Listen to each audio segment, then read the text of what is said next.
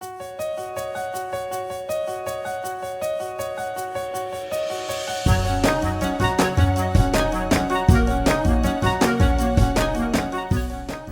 to another segment of Under the Microscope.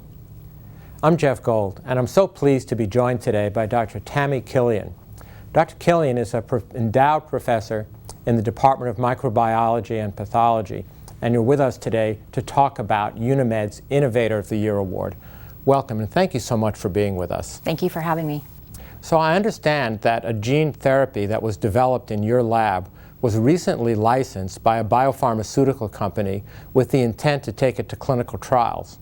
And that's just such a great example of how research scientists working with Unimed and with corporate America can take a discovery from one of our laboratories to the marketplace to help get it to the finish line. The finish line, of course, being helping patients and families either prevent diseases or treat a disease. So maybe you could tell us a little bit about this experience and why this is so important. Yes, so I think, in our laboratories, we're busy every day trying to discover new areas of potential therapeutics, and to be able to identify a novel area of exploration, but importantly, being able to then, we worked with Unimed to license that technology, because this is really critical if you want a company to be interested in the product. It needs to be protected in terms of intellectual property to move forward. So the process is really a continuum of discovering the lab, partnering with Unimed, the Tech Transfer Office, in order to have a marketable product that we could then work towards a clinical trial type scenario. So I remember when we first met, you were telling me that you actually had a personal connection to this research. And maybe you'd be willing to share with our audience a little bit about that and why this research is so important to you. Of course.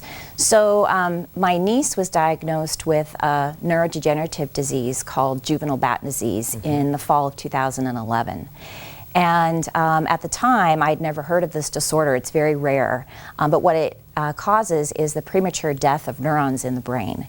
And so I actually was working in a different field related to neuroscience, but decided after learning where the gaps in knowledge were in the field that my laboratory could actually move into this area and perhaps make some groundbreaking discoveries.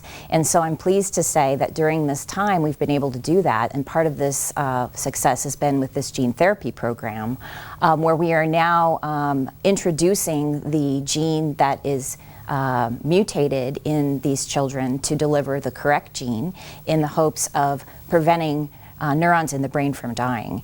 And so this has really been a discovery that's went from the laboratory to hopefully the bedside in maybe the next year or two. It's such a wonderful story because all of us have friends, family members, parents, children who are dealing with different types of challenges in the medical area. And to be able to see something go from a concept to a reality in your laboratory must be one of the most gratifying experiences that one can have in research science. It really is, and to be able to especially give parents hope.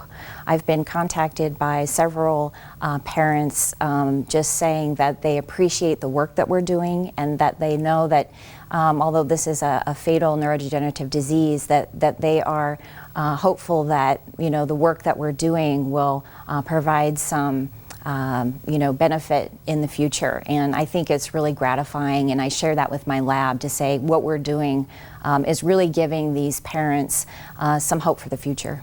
Well, that's what we're all about, and that's what great universities do. Thank you so much for being with us today. Thank you. And thank you for being with us on this segment of Under the Microscope.